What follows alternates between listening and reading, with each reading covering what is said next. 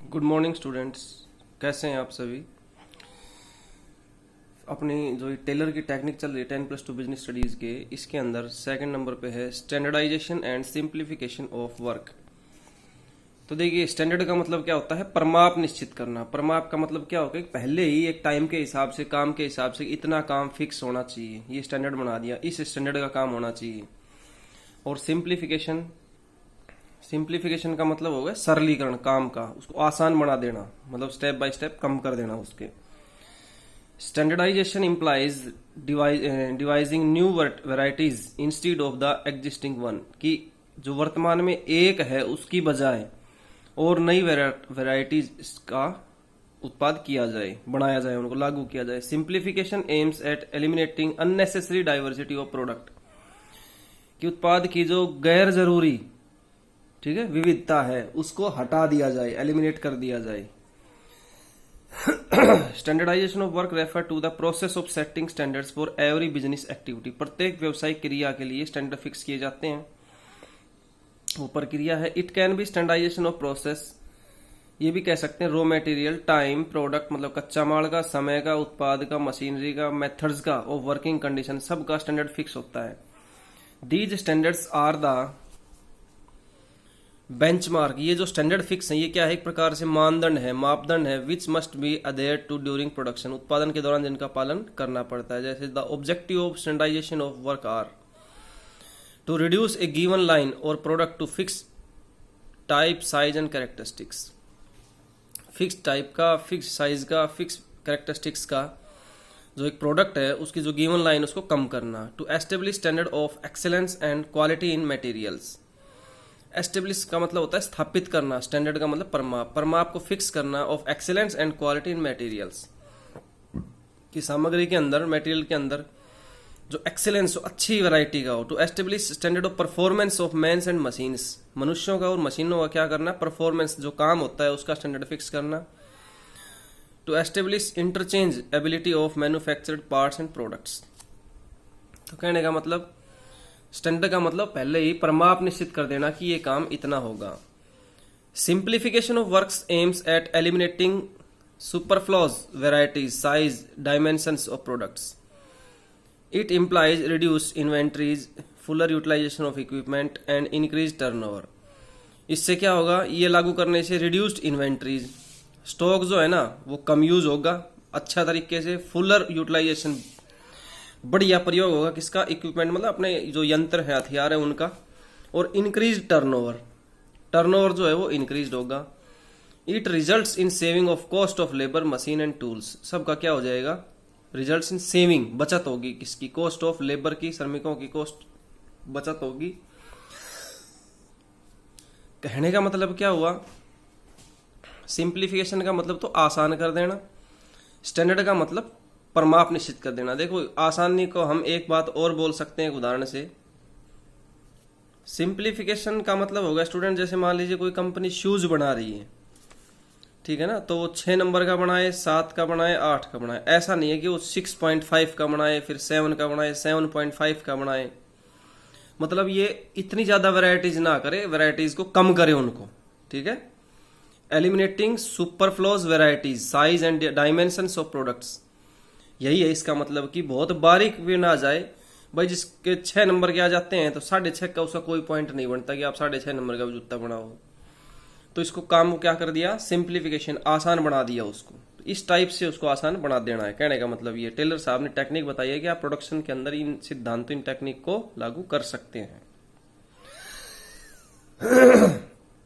Work study techniques. अब देखिए, work study, कार्य अध्ययन के अंदर ये 3-4 अध्ययन है अपने, method study, motion study, fatigue study, time study. Method study का मतलब क्या होगा student, there are various methods of doing the job, काम को करने के विभिन्न तरीके होते हैं। To determine the best method there are several parameters, कि किसी भी एक अच्छे तरीके, सबसे बढ़िया तरीके को डिटरमाइन करने के बहुत से पैरामीटर्स हैं, आधार हैं। The objective of method study is to find out, इस मेथड स्टडी का, ठीक है, अध्ययन का, मेथड स्टडी का ऑब्जेक्टिव क्या होगा, फाइंड आउट, निकालना, one best way of doing the work, काम को एक बढ़िया तरीके से कैसे कर सकते हैं। It helps to minimize the cost of production. इसका मतलब क्या होगा, ये किस में हेल्प करता है, मिनिमाइज कम करने में कॉस्ट ऑफ प्रोडक्शन के, and maximize the quality and satisfaction of the customer. ग्राहक संतुष्ट हो जाए और क्वालिटी बढ़िया उसको अधिकतम करना।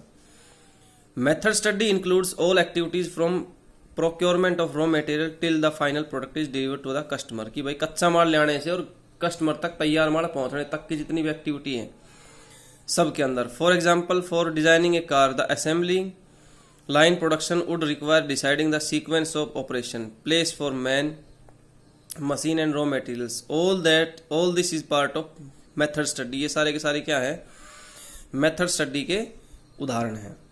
अब आ गया मोशन। मोशन का मतलब होता है एक प्रकार से जैसे मूवमेंट, गति का। मैं इसके अंदर एक उदाहरण देता हूँ आपको। इसका मतलब ये है कि एक आदमी एक काम को, जैसे कोई मिस्त्री है, मान लीजिए सपोज करें मिस्त्री है, वो ईंट उठाता है, उसको रखता है, तो वो उसमें कई अननेसेसरी घूमता है, फिर उठाता है, उसको चेक करता है, तो ये अननेसेसरी वो शारीरिक क्रिया कर रहा है। तो इस मोशन स्टडी का मतलब ये है कि वो कम से कम एक्टिविटी करे ताकि काम जल्दी हो और वो थके ना। ठीक है, तो उसने सीधा ऐसे ही करना चाहिए कि काम को, ईंट को एकदम उठाया और सीधा रख दिया। It is a technique to study the movement like lifting, putting objective, sitting and changing positions which are undertaken while doing a well defined job. जब एक काम कर रहे हैं तो हम शारीरिक क्रियाओं को बहुत कम से कम, मोशन का मतलब गति, मूवमेंट, हाथों को, पैरों को, ठीक है ना, शरीर को, इस टाइप को। The movement could be productive, incidental and unproductive. Motion study seeks to eliminate unnecessary and wasteful movement so that it takes. ये कह रहा है कि अननेसेसरी और वेस्टफुल जो मूवमेंट्स है ना, उनको एलिमिनेट, हटाना चाहिए, कम करना चाहिए उनको। To complete a job efficiently, कुशलता के साथ काम पूरा हो जाए। उसके बाद है फैटिग स्टडी। फैटिग का मतलब हो गया एक प्रकार से थकान अध्ययन। देखिए, a person is bound to feel tired physically and mentally. मानसिक रूप से, शारीरिक रूप से वो थका हुआ महसूस करता है। If he she does not rest while working, यदि वो काम के बीच में रेस्ट नहीं लेता। The rest interval will help one to remain stamina, उसको रिगेन स्टेमिना, मतलब उसको जो काम करने का स्टेमिना है, शारीरिक क्षमता है, उसको क्या करता है, बढ़ा देता है। And work again with the same capacity, उसी क्षमता से काम कर सकता है। सपोज करें एक आदमी 2 घंटे से काम कर रहा है, बीच में थकता भी है वो, यदि वो काम बंद ना करे, करता ही रहे, तो 2 घंटे बाद जो काम होगा ना, लगातार कर रहा है, तो उस गति से, उस मूवमेंट से वो काम नहीं कर पाएगा, क्योंकि शारीरिक थकान, मानसिक थकान उसकी हो चुकी है। अब यदि वो आधा घंटा रेस्ट कर ले, फिर दोबारा वो काम करे, तो उसी एनर्जी से वो काम कर पाएगा। कहने का मतलब ये है। तो टेलर साहब ने बड़ी बारीकी से इन सब टेक्निक्स का अध्ययन किया है, तब जाके टेक्निक्स को हमने वो बनाया है।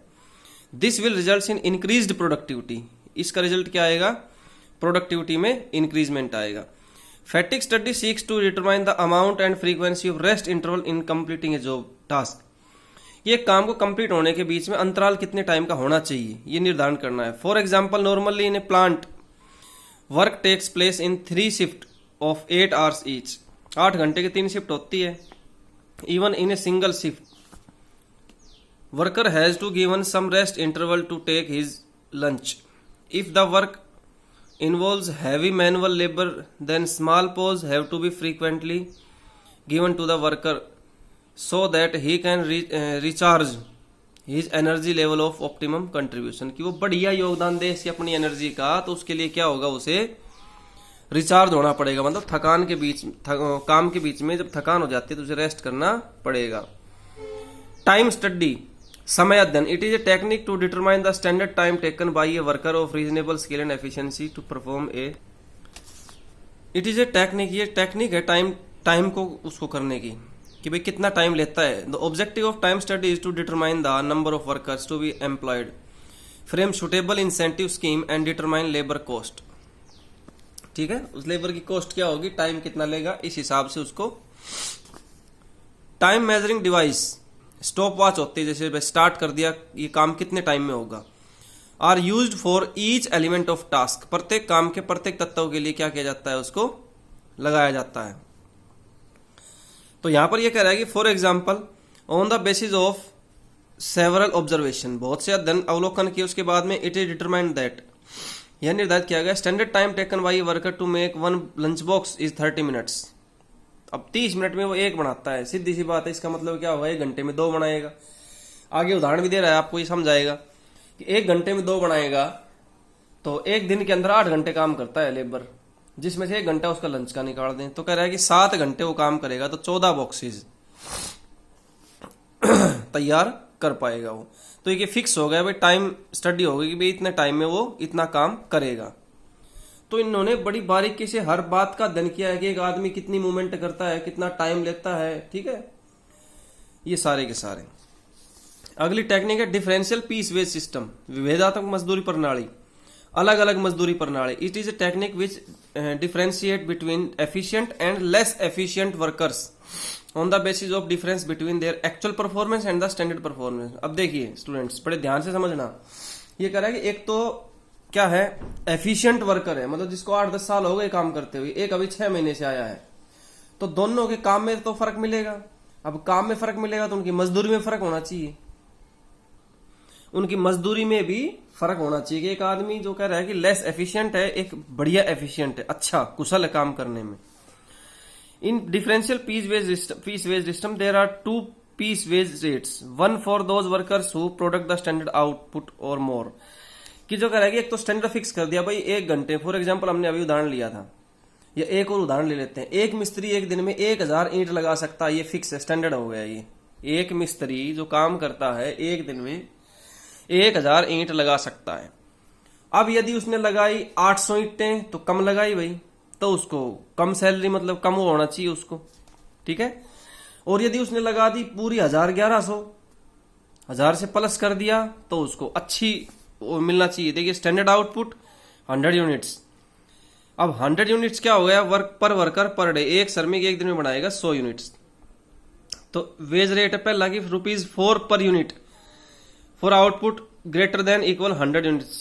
100 यूनिट या उससे ज्यादा बनाएगा तो 4 रुपए मिलेंगे, 100 से कम बनाएगा तो 3 रुपए मिलेंगे। तो इसको देखो एक्चुअल आउटपुट एक ने, वर्कर ए ने किया 101 यूनिट, इसने किया 99 यूनिट, तो इसको 404 रुपए मजदूरी, इसको 297 रुपए मजदूरी। तो यूनिट्स प्रोड्यूस ये हो गई, 2 यूनिट्स डिफरेंस इन वेज इतना हो गया भाई। अब देखिए फेयोल वर्सेस टेलर। तो स्टूडेंट्स ये तो थे इनकी टेक्निक्स कौन कौन थे एक बार रिवाइज कर ले हल्का सा। सबसे पहला था अपना फंक्शनल फोरमैनशिप, ठीक है। फंक्शनल फोरमैनशिप का मतलब एक आदमी की जगह इन्होंने बताया था कि 8 आदमियों को हम काम पर लगाएं।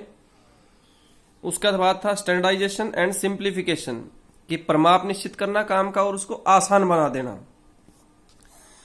वर्क स्टडी टेक्निक्स, इसके अंदर था ये अपना method study, motion study, fatigue study और टाइम स्टडी। फिर था डिफरेंशियल पीस वेज सिस्टम। अब ये कह रहा है फेयोल वर्सेस टेलर, इन दोनों के बीच में कंपैरिजन है, ये डिफरेंसेस दे रखा है। तो ये स्टूडेंट्स आपने रीड करना है कि इससे क्या कारण है, दोनों का आपने पढ़ लिया है ये।